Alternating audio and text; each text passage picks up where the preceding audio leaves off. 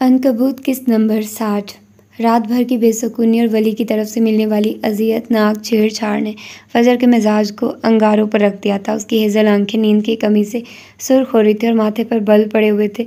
गाड़ी जब ऑफिस की वसी और अरीज पार्किंग में दाखिल हुई तो उसने दांत पींच रखे थे।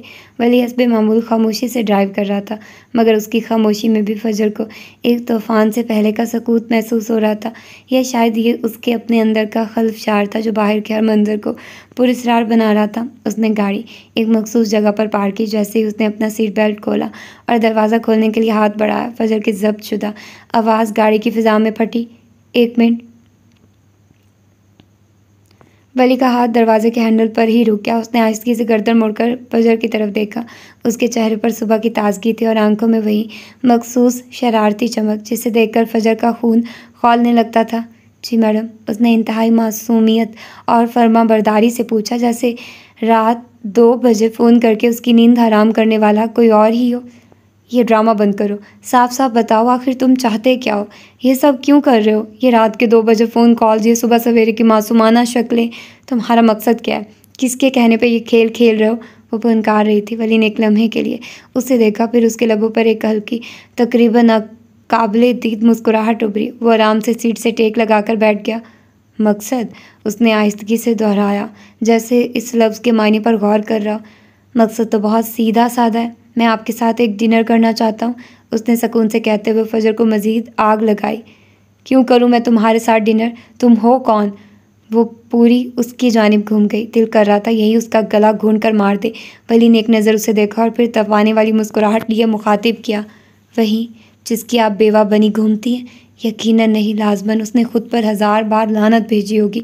आखिर उसने बेवा का लफ्ज़ इस्तेमाल किया ही क्यों? वो कहीं लम्हे आंखें किए घूरती रही। आंखों में इतनी जलन थी कि बस दुनिया जलकर राख हो जाती। होठ जब से भिंचे हुए थे। वो जो अब जवाब ही ऐसा देता था कि अगले सवाल ख़त्म हो जाते थे। उसे खामोश देखकर वो फिर से गोया हुआ, एक शौहर होने का फ़र्ज़ निभा रहा हूँ। ये मेरी जिम्मेदारी है, आपका ख्याल रखना, आपकी फ़िक्र करना, आप महफूज हैं ये यकीनी बनाना। इस बार वो कदरे संजीदगी से बोला। फजर का चेहरा गुस्से से मज़ीद सुर्ख हुआ। मुझे ना तुम्हारी ज़रूरत है, ना तुम्हारे इस नाम नेहात फराइज़ की। मैं अपना ख्याल खुद रख सकती हूँ, अपनी हिफाजत खुद कर सकती हूँ। मैं जैसी हूँ बिल्कुल ठीक हूँ। तुम मेरी ज़िंदगी से, मेरे रास्ते से दूर क्यों नहीं जाते? जाओ यहाँ से, मुझे तुम्हारी शक्ल भी नहीं देखनी। उसकी आवाज़ बुलंद हो गई। वह अब हाँफ रही थी। वली ने एक गहरी सांस ली, जैसे फजर के गुस्से को अपने अंदर जज़ब कर रहा हो। उसने अपनी कलाई पर बंधी घड़ी पर एक नज़र डाली। अभी तो 1 महीना पूरा होने में वक्त है बेगम। उसने बेगम का लफ्ज़ ख़ास अंदाज में अदा किया, जिससे फजर के तन बदन में मज़ीद आग लग गई। महीने के आखिर में सोचेंगे इस बारे में, तब तक तो ये जिम्मेदारी निभानी ही पड़ेगी, चाहे आपको पसंद हो या ना हो। फजर ने नाकाबिले यकीन नज़रों से उसे देखा। ये कैसी जिम्मेदारी है? ये कौन सा मुआहदा है जिसका मुझे इल्म नहीं? आखिर तुम औरंगज़ेब मिलकर मेरे साथ मेरे खिलाफ क्या मंसूबा बना रहे हो? उसी ने भेजा है तुम्हें मेरी ज़िंदगी अजाब करने, मुझे परेशान करने के लिए, ताकि मैं अपना काम ठीक से ना कर सकूं। उसके जहन में रईस का चेहरा घूमा। वली की आंखों में एक लम्हे के लिए कोई नाकाबिले फ़हम तासुर उभरा और फ़ौरन ही गायब हो गया। मैं यहाँ सिर्फ आपके लिए आया हूँ। इस बार उसका लहजा गमगीन था। वैसे आप बिग बी से इतना खाइफ क्यों रहती हैं? वो इतने भी बुरे नहीं जितना आप समझती हैं। मैं किसी से खाइफ नहीं रहती, फजर ने तेज़ी से कहा, ख़ास तौर पर उस डार्क लॉर्ड से। और तुम उसके एजेंट बनकर मेरी ज़िंदगी में मज़ीद जहर मत खोलो। मुझे सुकून से मेरा काम करने दो। उसने गहरी सांस ली। जहर? उसने हैरत से आंखें फैलाई। मैं तो समझा था मैं आपकी ज़िंदगी में शहद घोलने आया हूँ। खैर, ये समझने में शायद आपको महीना लग जाए। वो मुस्कुराया। अब चलें, ऑफिस के लिए देर हो रही है। लोग क्या सोचेंगे? कंपनी के मालिक और उसका पीए पार्किंग में बहस कर रहे हैं। फजर ने बेबसी से मुठ्ठियाँ भींच ली। तुम नाकाबिले बर्दाश्त हो वली। मेरे डैड भी यही कहते हैं, इस मुस्कुराहट दबाते हुए कहा और दरवाज़ा खोलकर बाहर निकल गया। दूसरी जानिब आकर फजर के लिए दरवाज़ा खोला। फजर चंद लम्हे वहीं बैठी अपने गुस्से पर काबू पाने की कोशिश करती रही। फिर एक झटके से बाहर निकली। उसकी तेज़ कदमों की चाप पार्किंग की खामोश फिजा में गूंज रही थी। जब वो ऑफिस की इमारत की तरफ बढ़ी, वली कुछ फासले पर उसके पीछे पीछे आ रहा था। उसके चेहरे पर एक पुरसुकून मुस्कुराहट थी, मगर उसकी आंखों में एक गहरी सोच, एक ऐसा राज था जिसे फजर समझने से कासिर थी। वो नहीं जानती थी कि वली का यहाँ होना सिर्फ रईस औरंगज़ेब का मंसूबा नहीं, बल्कि वो खुद वली का फैसला था। उसकी हिफाजत के लिए एक ऐसी हिफाजत जिससे वो खुद बेखबर थी। और रईस औरंगज़ेब, उसका किरदार तो अभी बाकी था। वो अपनी तमाम तर बावकार शख्सियत के साथ अपनी कुर्सी पर बराजमान था। उसकी नज़रें स्क्रीन पर जमी थी। एक लम्हे के लिए भी उसकी तवज्जो नहीं बढ़ी थी। गोया वो दुनिया व महाफिया से बेखबर होकर किसी गहरे गौर व फिक्र में डूबा हुआ था। अचानक मेज़ पर रखा फ़ोन चीखा और उसकी तवज्जो स्क्रीन से हट गई। नंबर अनजान था। फ़ोन लगातार बजता रहा। उसकी मुस्तकिल आवाज़ कमरे के सन्नाटे को चीर रही थी। रईस ने गहरी सांस ली, गोया किसी बड़े तूफान का सामना करने की तैयारी कर रहा, और फिर फ़ोन उठाकर कुर्सी से पुश टिका दी। हेलो, उसकी गमगीन आवाज़ कमरे में गूंजी। लहजे में एक ख़ास किस्म का भारीपन था जो उसकी शख्सियत की तरह बावकार था। तुम्हें लगता है तुम मेरी फैक्ट्री जलाकर मुझे तोड़ सकते हो? ये बुरहान गर्देजी था, गर्देजी टेक्सटाइल का मालिक। रईस के चेहरे पर उसकी बात सुनते ही एक फातिहाना मुस्कुराहट उभरी। ऐसी मुस्कुराहट जो बज़ाहिर मामूली थी, लेकिन उसके अंदर एक गहरा तंज छुपा था। कहिए गर्देजी साहब, हार्ट अटैक का ड्रामा कैसा चल रहा है? रईस ने अपने लहजे को तपाने वाला बनाकर कहा। लोगों से कितनी हमदर्दियां वसूल कर ली हैं। उम्मीद है काफ़ी फ़ायदा हो रहा होगा इस झूठी बीमारी से।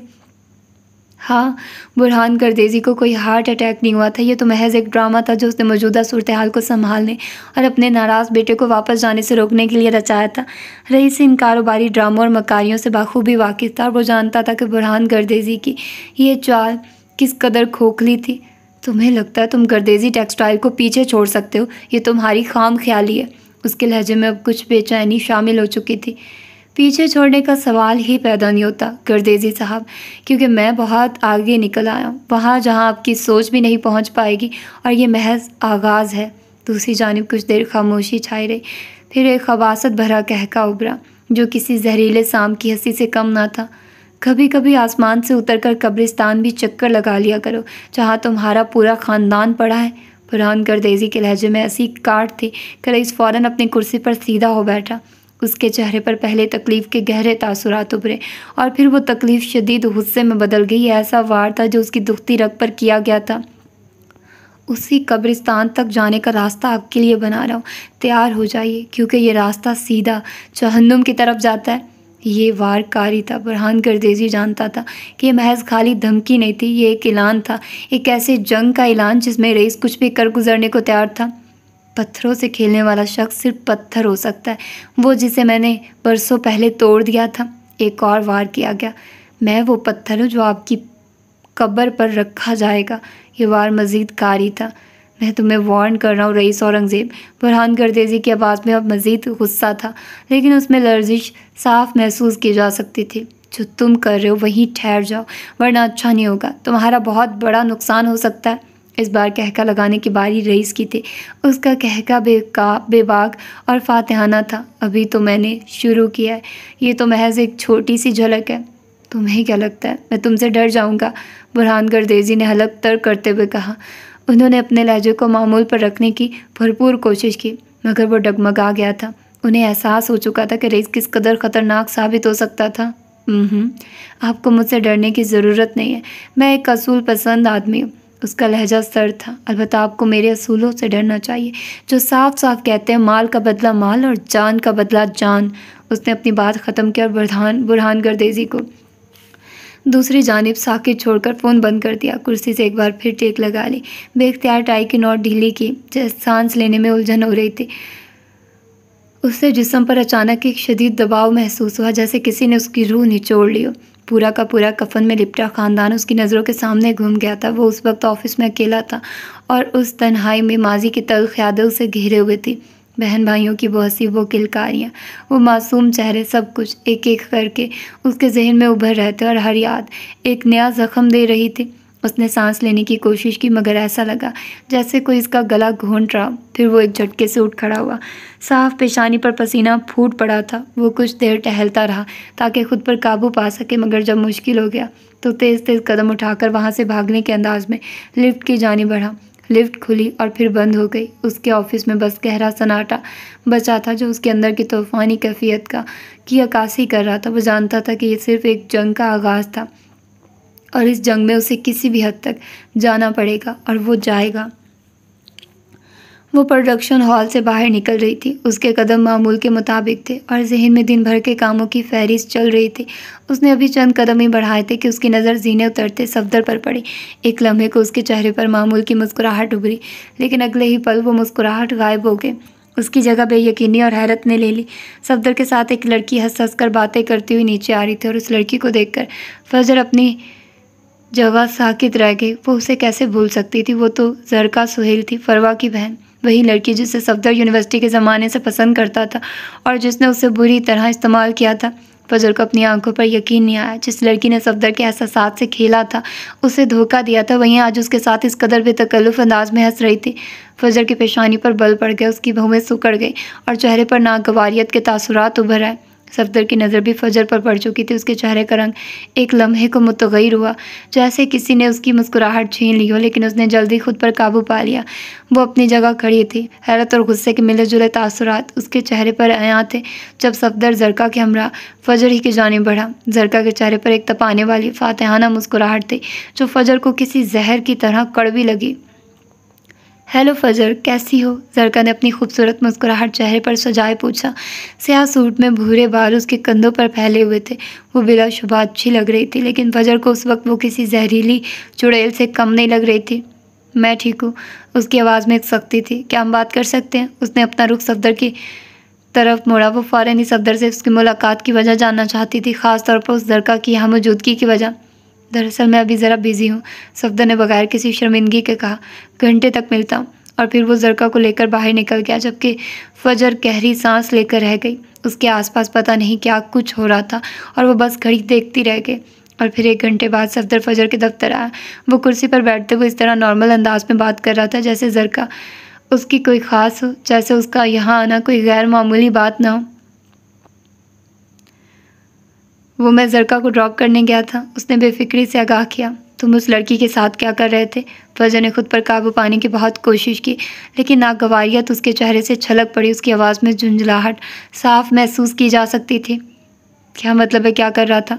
सफदर के लहजे में भी अब सख्ती आ चुकी थी। वो मेरी दोस्त है। और दोस्त? फजर ने उसकी बात काटी। उसकी आवाज़ बुलंद हो चुकी थी। जिस लड़की ने तुम्हें धोखा दिया, इस्तेमाल किया, तुम उसे दोस्त कह रही हो? वो झटके से उठ खड़ी हुई। और तुम उसे मनार भी ले आए, ये क्या तमाशा है?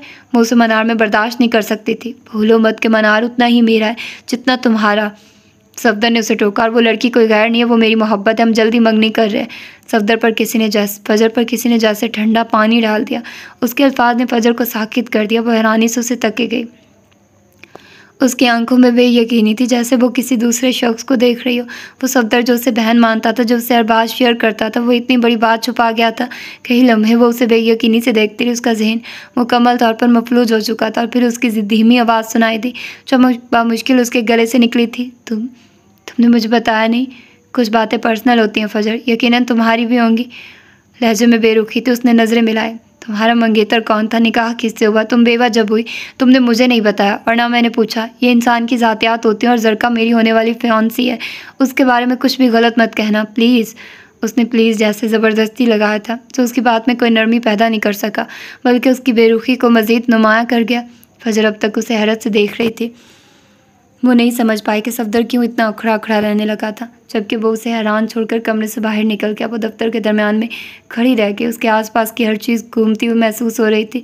लोग अपनी ज़िंदगियाँ आगे बढ़ा रहे थे। सफदर, जरका सब आगे बढ़ चुके थे। एक वही थी जो अपनी जगह जमी रह गई थी, वक्त के भंवर में कैदी बनकर। लाउंज में एक नाकाबिले बयान खामोशी छाई हुई थी। बाहर समा रोशन था, मगर अंदर दीवारें भी जैसे किसी अनदेखे बोझ तले दबी हुई थी। फलक अपनी रोशन आंखों के बावजूद उस वक्त बुझी बुझी सी नज़र आ रही थी। वो सोफे पर यूं सिकुड़ कर बैठी थी जैसे खुद को समेट लेना चाहती हो। उसके हाथ बेयकीनी से एक दूसरे को मसल रहे थे। सामने वाले सोफे पर बड़ा भाई बशारत संजीदगी का मुजस्मा बने बैठा था। उसके पहलू में फजर और फाखरा यूं खामोश थे जैसे किसी अनहोनी के मुंतज़िर हों। कमरे में मौजूद कीमती फर्नीचर, दीवारों पर अवेज़ा, जदीद आर्ट के नमूने और कोने में रखी किताबों से भरी अलमारी, सब फलक की ज़हनी कैफियत के सामने बेमायनी से लग रहे थे। बशारत ने गला साफ करते हुए गुफ्तगू का आगाज़ किया। उसकी आवाज़ में हमेशा की तरह एक ठहराव, एक फैसला कुन अंदाज था। फलक, तुम जानती हो हम यहाँ क्यों हैं? अब्बा साईं का हुक्म है और तुम्हारी पढ़ाई भी मुकम्मल हो चुकी है। 2 साल की मोहलत ख़त्म हुई, अब वापसी का वक्त है। पलक ने एक लम्हे के लिए आंखें उठाकर बशारत को देखा, फिर नज़रें झुका ली। वो जानती थी मोहलत ख़त्म हो चुकी थी, डिग्री मुकम्मल हो चुकी थी और अब उसे वापस जाना था। ये दुनिया उसकी दुनिया नहीं थी। उसकी आवाज़ बामुश्किल निकली, मैं जानती हूँ, मगर क्या फलक? बशारत ने पेशानी पर बल डालते हुए पूछा। तुमने मास्टर्स कर लिया, जैसा तुम चाहती थी। हमने तुम्हारा हर तरह से साथ दिया। फ़ख्र और फाखरा तुम्हारी वजह से यहाँ लाहौर में मकीम रहे, अपना घर बार छोड़कर। अब्बा साईं ने सिर्फ एक शर्त रखी थी कि डिग्री मुकम्मल होने पर तुम खामोशी से उनके फ़ैसले के मुताबिक शादी कर लोगी। अब वो शर्त पूरी करने का वक्त है फलक। फ़ख्र ने मदाखलत की। उसकी आवाज़ में बशारत की निस्बत नरमी थी। फलक, तुम समझ रही हो ना, गाँव में सब तुम्हारा इंतज़ार कर रहे हैं और रजब भी अमेरिका से वापस आ गया। तुम्हें याद है ना अब्बा साईं का वादा? रजब का नाम सुनकर फलक के दिल में एक ठेस सी उठी। रजब रज़ा उनके कबीले का था, जिससे वो कभी मिली तक नहीं थी, मगर जिसके नाम के साथ उसका नाम 2 साल पहले ही नथी कर दिया गया था। ये भी लाहौर आगे पढ़ने की शराइत में से एक थी। एक अनजाना खौफ उसके अंदर फैल गया। शादी तो ठीक है भाई, मुझे एतराज़ नहीं, लेकिन क्या? बशारत भाई की आवाज़ में अब हल्की सी सख्ती आने लगी। देखो फलक, तुम्हारी वो किताब और उस पर होने वाली बातें और ये जो तुम्हें धमकियाँ मिल रही हैं, क्या ये सब काफ़ी नहीं हमें परेशान करने के लिए? हम सब तुम्हारी हिफाजत के लिए फ़िक्रमंद हैं। फलक का चेहरा सुर्ख हो गया। धमकियों का खौफ अपनी जगह, मगर उसके लिखने का जुनून, उसका मकसद उससे कहीं बड़ा था। मेरी किताब पर तनकीद इसलिए हो रही है क्योंकि मैं सच लिखती हूँ। उन लड़कियों के बारे में लिखती हूँ जिनकी आवाज़ दबा दी जाती है, जिनकी शनाख्त छीन ली जाती है, जिनके ख्वाब मिट्टी में मिला दिए जाते हैं। मैंने फजर के साथ मिलकर एक नया प्रोजेक्ट शुरू किया। हम उन लड़कियों के लिए कुछ करना चाहते हैं। मैं अब पीछे कैसे हट जाऊँ? जब मैंने अपने मकसद की जानिब कदम बढ़ा दिया तो वापस कैसे पलट सकती हूँ? फाखरा, जो अब तक खामोश थी, धीरे से बोली, तुम ठीक कह रही हो फलक, मगर हालात बहुत ख़राब हैं। तुम्हारा यहाँ रहना, बाहर जाना। जब फ़ख्र यहाँ नहीं होता तो मुझे बहुत खुद डर लगता है। हमें वापस चलना चाहिए। तुम ये सब लिखना छोड़ दो फलक। ये फाखरा का इलाका नहीं था। वो बचपन से जाम शोरों में रही थी। लाहौर की तेज़ दुनिया उसे पसंद नहीं आई थी, मगर फलक के लिए उसने और फ़ख्र ने कुर्बानी दी थी। वजाहत आलमगी उसे किसी सूरत आने नहीं देना चाहते थे। फिर उसकी बिगड़ती तबीयत और जहनी हालत के पेश नज़र बशारत भाई और फ़ख्र ने मिलकर उसका साथ दिया। अब्बा साईं को मनाया गया और शर्त ये रखी थी कि रजब, जो उनके कबीले का एक पढ़ा लिखा शख्स था, उस वक्त अमेरिका में था अपनी पढ़ाई के लिए, और इन दिनों जाम शोरों आया था, उससे फलक को नथी कर दिया गया था। वो अच्छा और काबिल लड़का था। बशारत भाई और फ़ख्र को वो रईस से कहीं ज़्यादा पसंद आया था। फलक का भी कोई एतराज़ नहीं बनता था, मगर अभी वो अपने प्रोजेक्ट मुकम्मल किए बिना वापस नहीं जाना चाहती थी। मैं जानती हूँ आप सब मेरी फ़िक्र करते हैं, लेकिन क्या इस फ़िक्र का मतलब यह है कि मैं लिखना छोड़ दूँ, अपना मकसद छोड़ दूँ, जिस काम के लिए मैंने इतनी मेहनत की, जिसके लिए मैंने इतनी मुखालफतें सही, उसे अधूरा छोड़ दूँ? उसकी आवाज़ में अब दर्द और बगावत का इम्तजाज महसूस हुआ। आखिर कब तक हम इस निज़ाम के अफरियत तले दबे रहेंगे? मुझे शादी पर एतराज़ नहीं, मगर ये लिखना छोड़ने को क्यों कहा जा रहा है? क्यों? बशारत ने बेबसी से हाथ फैलाए। फलक, समझने की कोशिश करो। कबीले की रवायात है, ख़ानदान की इज़्ज़त का सवाल है। अब्बा साईं की सेहत भी ठीक नहीं, वो मज़ीद कोई परेशानी बर्दाश्त नहीं कर सकते। तुम्हारा लिखना ये हमारे माहौल से मुताबिकत नहीं रखता। जिन लोगों को तुम्हारा फ़ोन नंबर मिल सकता है, वो यकीनन जानते होंगे कि तुम किस ख़ानदान से, और अगर कबीले तक ये बातें पहुंच गई तो जानती हो क्या होगा? फलक के अंदर जैसे कुछ टूट सा गया। उसकी आंखों में आंसू तैरने लगे। माहौल से मुताबिकत नहीं रखता बशारत भैया। मैंने लाहौर आकर तालीम इसीलिए हासिल की थी कि अपने जैसे अनगिनत लड़कियों की आवाज़ बन सकूं, जिन्हें पैदा होते ही चुप करा दिया जाता है, जिन्हें बताया जाता है कि उनकी ज़िंदगी का मकसद सिर्फ चूल्हा, हांडी और बच्चे पैदा करना है, जिन्हें ख्वाब देखने की भी इजाज़त नहीं। मैं चाहती हूँ लोग जाने कि औरत चूल्हा, हांडी और बच्चों के साथ ख्वाब भी देख सकती है। उसकी आंखें अंधी नहीं है। मेरा लिखा लड़कियों को जीने की नई उम्मीद दे रहा है। मैं उसे नहीं छोड़ सकती। उसकी आवाज़ भरा गई। बचपन में मेरी मंगनी रई से कर दी गई। वो मुझसे उम्र में कहीं साल बड़ा था। वो इस रिश्ते के लिए राज़ी नहीं था। फिर भी मुझे उसके साथ बांध दिया गया। मैंने तब भी कुछ नहीं कहा। फिर उसने खुद ही वो रिश्ता तोड़ दिया। मेरी क्या गलती थी? क्या मुझसे पूछा गया था कि मैं क्या चाहती हूँ? नहीं। अब फिर वही कहानी दोहराई जा रही है। रजब, एक और नाम, एक और चेहरा जिससे मैं वाकिफ़ नहीं। चले, मैं उससे शादी करने में कोई मसला नहीं है। मुझे आप लोगों पर भरोसा है, लेकिन मेरा मकसद भी उतना बेवकूफ़ है कि उसे यूँ मसल दिया जाए? वो अपनी जगह से उठी। उसके हाथ अब भी कांप रहे थे। अब्बा साई ने मुझे पढ़ने भेजा, ये सोच कर के डिग्री लेकर मैं भी बाकी लड़कियों की तरह खामोश हो जाऊंगी। मगर इल्म तो रोशनी देता है, वो सवाल करना सिखाता है। मैं उन लड़कियों की कहानियाँ लिखना चाहती हूँ जिन्हें जिंदा दरगोर कर दिया जाता है, जिनकी पहचान, जिनके ख्वाब छीन लिए जाते हैं, जिन्हें गैरत और मोहब्बत के नाम पर कत्ल कर दिया जाता है। क्या ये जुर्म है? उसके बाद में अब तलखी नुमाया हुई। आखिर क्यों हमेशा लड़की को ही कुर्बानी देनी पड़ती है? क्या मेरे जज्बात नहीं है? क्या मेरी कोई पहचान नहीं? या मेरी पहचान सिर्फ इतनी है कि मैं वजाहत आलमगीर की बेटी हूँ, या कल को रजब रज़ा की बीवी बनूंगी? फलक नाम की इस लड़की का अपना कोई वजूद नहीं। कमरे में एक बार फिर गहरी खामोशी छा गई। फ़खर ने नज़रें झुका ली। फ़ाखरा के चेहरे पर दुख के तासुरात थे। बशारत भाई के चेहरे पर भी एक लम्हे को नरमी उभरी, मगर फ़ौरन ही दोबारा सख्ती छा गई। ये जज्बाती बातें, हकीकत यही है कि तुम्हें हमारे साथ वापस चलना है। तुम्हारी भलाई इसी में है और हमारी भी। उसने फैसला कुल लहजे में कहा, उठकर टाउन से बाहर निकल गया। वो फलक से 12 साल बड़ा था। फलक उसे अपने बच्चों की तरह अजीज थी, मगर अब कबीले में बातें बनना शुरू हो गई थी। वो 26 साल की थी और अब तक उसकी शादी नहीं हुई थी। रईस के रिश्ता ख़त्म करने पर बाहर जो सवाल, जो उंगलियां फलक पर उठी थी, ये वो सब जानते थे। मगर शायद फलक नहीं, या शायद जानती हो, मगर वो उसे मजीद मोहलत नहीं दे सकते थे। फलक की आंखों से आंसू रवा थे। उसे लगा जैसे उसका दिल कोई मुट्ठी में भींच रहा। पहले रईस, अब रजब, पहले ख़ानदान की रवायात, अब कबीले का दबाव। उसकी अपनी ज़ात, उसके ख्वाब, उसकी ख्वाहिशात सब बेमायनी थी। वो अनगिनत लड़कियों की आवाज़ बनना चाहती थी जिनकी शनाख्त उनसे छीन ली जाती थी, और आज वो खुद को उन्हीं में से एक महसूस कर रही थी। उसका कलम, जो उसका सबसे बड़ा सहारा था, आज उसी से छीनने की कोशिश की जा रही थी। आखिर कब तक औरत को अपनी शनाख्त के लिए लड़ना पड़ेगा? लाउंज की पुरतइश दीवारें उसे कुफ्स लग रही थी और बाहर की रोशन धूप भी उसके अंदर की तारीकी को मिटा नहीं पा रही थी। वो एक 26 साल कमज़ोर सी लड़की थी जो बैक वक्त कई तरह के अफरियतों से लड़ रही थी। अपने अंदर की अफरियत, रिश्तों की अफरियत और निज़ाम की अफरियत जो उसे आगे बढ़ने नहीं दे रहे थे। अंदर और रिश्तों की अफरियत से तो हम सब आशना है, मगर एक और अफरियत भी है जो हमारे बाहर मौजूद है, हमारे इर्द गिर्द रक्सा, एक बेशकल सा है जो हमारी ज़िंदगियों पर मुहित है। ये अफरियत कोई एक हस्ती नहीं, बल्कि एक कसीरुल जहती कुव्वत है जो इंसानों और निज़ाम के तौर पर हमारे ऊपर साया फगन रहती है।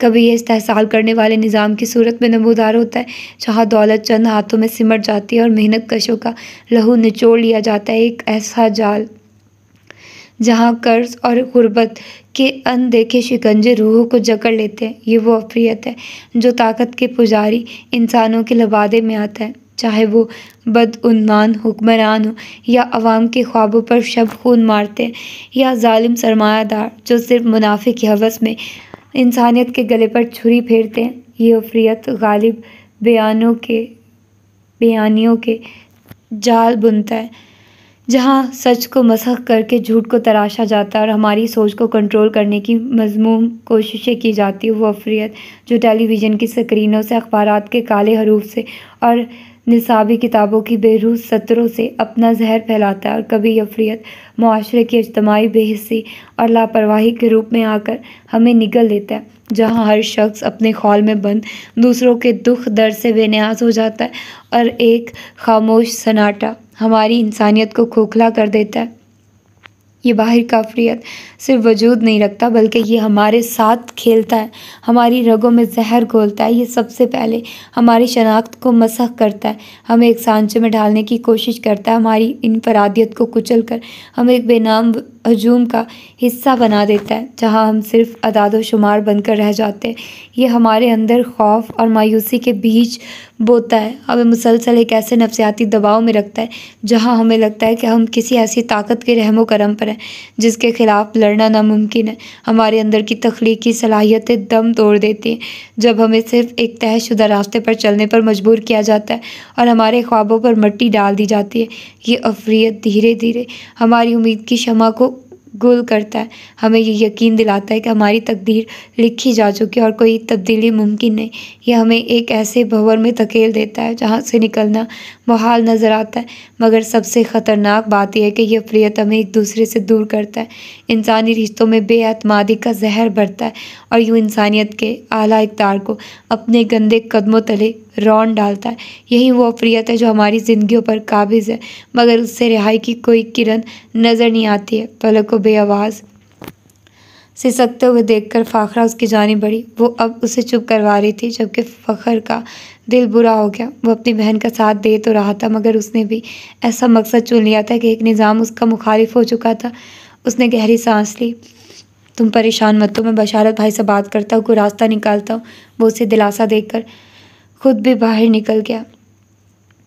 क्या हम बशर की लड़कियां वाकई मजबूत होती हैं? उसकी उंगलियां, खूबसूरत उंगलियां लैपटॉप के कीबोर्ड पर फिसल रही थी। नहीं, हम बशर की लड़कियां इतनी भी मजबूत नहीं होती, हम तो बस तरबियत याफ्ता हो जाती हैं, ट्रेन्ड। हमारी रूहों में सदियों की खामोशियाँ गूंद दी जाती हैं, हमारे अंदर वो सब्र कूट कूट कर भर दिया जाता है जो किसी अनजान गुनाह की सज़ा मालूम होता है। दुनिया हमारी आंखों में एक चमक देखती है, हमारे कदमों में एक इस्तकामत महसूस करती है, मगर उन्हें क्या खबर कि ये चमक दरअसल भड़कती हुई राख पर पड़ा एक नकाब है, और ये इस्तकामत किसी बेबस परिंदे के परों का फड़फड़ाना है जो सोने के पिंजरे में कैद है। हमें लड़ना नहीं सिखाया जाता, हमें सिर्फ सहना सिखाया जाता है, हमें बोलना नहीं सिखाया जाता, हमें बस खामोश रहना सिखाया जाता है। हमारे ख्वाबों को पर लगने से पहले ही काट दिया जाता है और हमारे जज्बों को एक बेनाम खौफ की गहराइयों में दफन कर दिया जाता है। हमें सिखाया जाता है कि दूसरों की खुशी में अपनी ज़िंदगी तलाश करें, कि हमारे आंसू किसी की मुस्कुराहट पर भारी ना पड़े।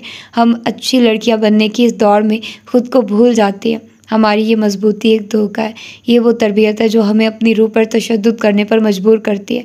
अंदर ही अंदर एक क़यामत बपा होती है, एक शोर उठता है, मगर बाहर की दुनिया सिर्फ हमारे चेहरे पर फैली एक मसनूही मुस्कुराहट देखती है। काश कोई हमारी आंखों में छुपी इस वीरानी को पढ़ सके, काश कोई हमारे दबी हुई आहों को सुन सके जो रात की तारीकी में अपने ही वजूद से मुकालमा करती हैं।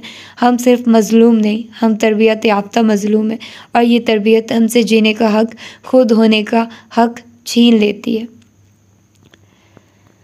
शाम के साए गहरे हो रहे थे और दिन भर की हंगामा खेजी ने फजर को बेतरह थका दिया था। वो अपने ऑफिस की कुर्सी पर बरा जमान थी, नजरें सामने बैठी फलक पर जमी थी।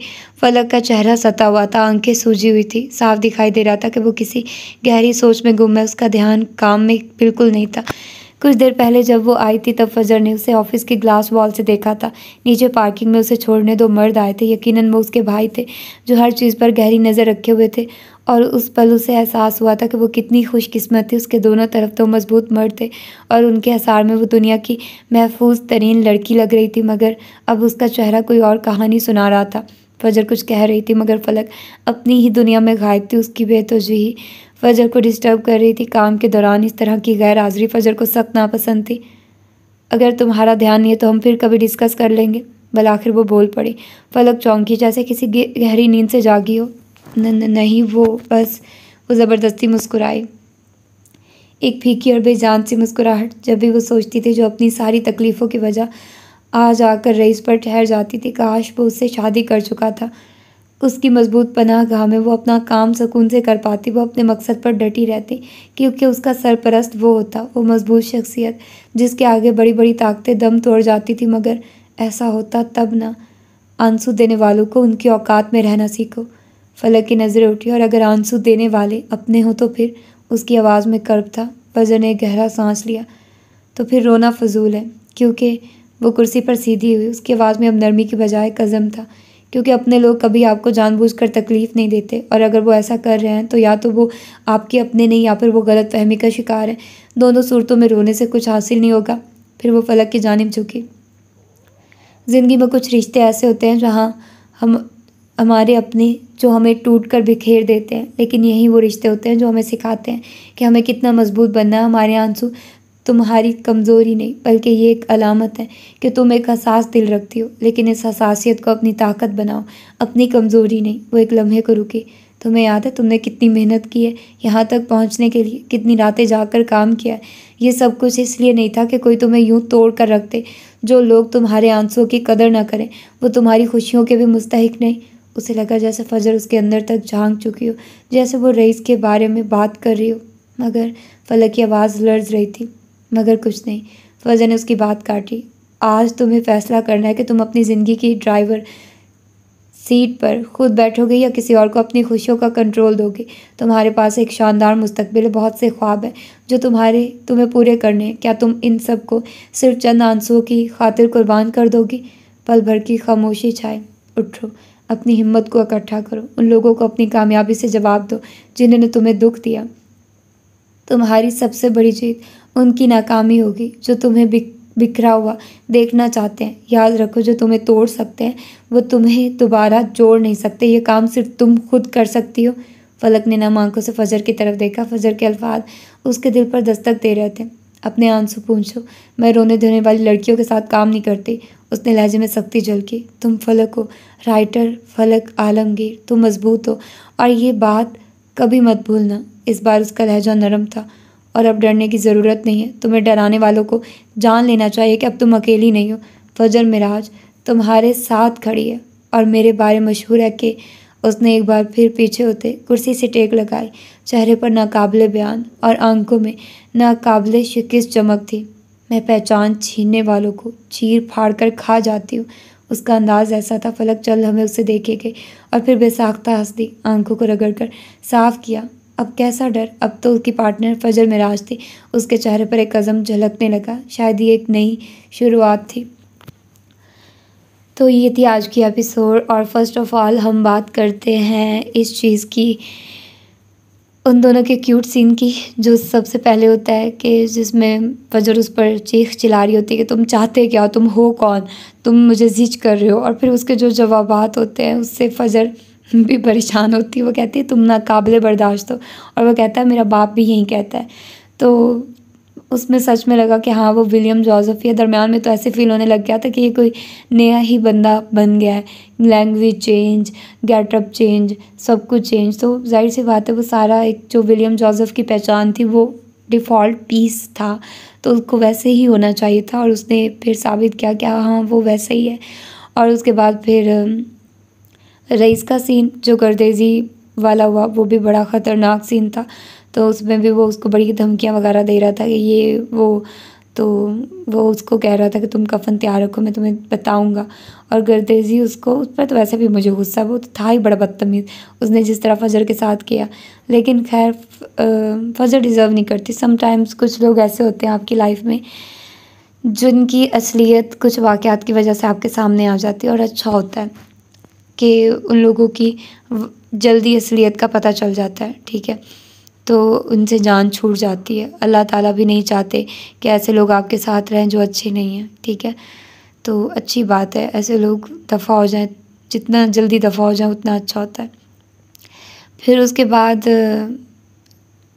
फलक का सीन आया। फलक अगर वाकई में पता नहीं, मुझे समझ नहीं आ रही कि रईस और इनका पैचअप कैसे होगा। मतलब वो तो जाहिर सी बात है, अगर उसमें फजर जैसी होती ना, फजर जैसा अज़म होता तो वो फिर भी था, क्योंकि वो फजर से ना चाहते हुए भी वो फजर से वो होता है, मतलब उससे इम्प्रेस होता है। उसको वो उसकी बातें और उसका वो एक अंदाज़, उसके वो ख़ुद को ना तोड़ने वाली बात, वो उसको बड़ा अच्छा लगता है। फजर की उसकी बातें अच्छी लगती हैं। दूसरी तरफ अगर फलक का देखा जाए तो फलक जंग लड़ रही है अपने इर्द गिर्द जो भी हैं, ये सारी अंदरूनी बैरूनी अफरियत, यही है ना दूसरे बाब का नाम। तो ये बैरूनी अफरियत इसी चीज़ को कह रहे हैं कि हर कोई अपने इर्द गिर्द के जितने भी लोग हैं, बैरूनी अफरियत, एक तो अंदरूनी अफरियत होती है, एक बैरूनी अफरियत, उसके साथ लड़ रहे हैं। तो वो भी जंग चल रही है। तो देखते हैं कि अब इस चीज़ का क्या हल होता है, फलक कैसे ये जंग जीतती है और वो कैसे ये दोनों पार्टनर बनकर ये काम करते हैं। वैसे फलक बड़ी अजीब बात है कि ये दोनों एक दूसरे के साथ कैसे, फजर की किसी के साथ जल्दी बनती नहीं है पर इसके साथ बड़ी जल्दी बन गई, और फिर ये दोनों साथ एक दूसरे के साथ काम कर रही हैं। ये थोड़ी राइटर ने बड़ा जल्दी किया कि उसको बड़ी जल्दी उसके साथ पैचअप उसका कर दिया या उसको एक साथ कर दिया। और शुरू में जब फलक आई थी तो फलक औरंगज़ेब था, नहीं मुझे लगता है कि फ़लक औरंगज़ेब लिखा जाता था, अब फ़लक आलमगीर कर दिया। अगर फ़लक औरंगज़ेब ही होता तो तब वो कहती कि, क्योंकि मेरा ख्याल है कि औरंगज़ेब उसका दादा है ना, आलमगीर उसका बाप है और जो औरंगज़ेब है वो उसका दादा है। तो पता नहीं अब क्या स्टोरी है, क्योंकि रईस तो उसका दादा है और वली उसका, मतलब वली के लिए वो उसका परदादा है, रईस के लिए वो औरंगज़ेब उसका दादा है। तो फलक का भी मुझे लगता है कि वो उसका दादा है, तो उसने अपने बाप के बजाय अपने दादे का नाम लिया है, तो इसको भी अपने दादा अब्बू का नाम पहले लिया हुआ था। तो फजर को एटलीस्ट पता तो चलना चाहिए कि उनका आपस में रिलेशन क्या है। फलक वो भी नहीं बता रही, तो खैर देखते हैं कि इसकी अगली अगली अगली एपिसोड में क्या होता है। तो अपना ढेर सारा ख्याल रखिएगा, मुझे दुआ में याद रखिएगा। अल्लाह हाफिज़।